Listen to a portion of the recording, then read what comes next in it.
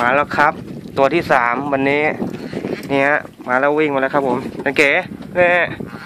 ไม่ธรรมดาอีกแล้วครับท่านถ่ายวีดีโอไปเลยเนี่ยนี่ครับ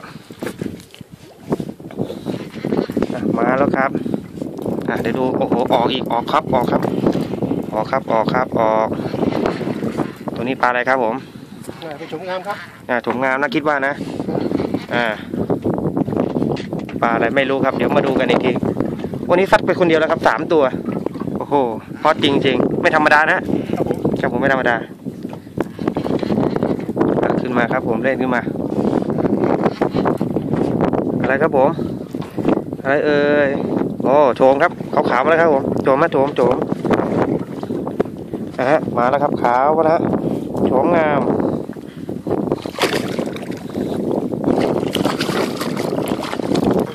เรียบร้อยครับผมโฉมงามฮะไซส์สวยถ่ายรูปหน่อยครับผมโอ้หนักโอเคสวยงาม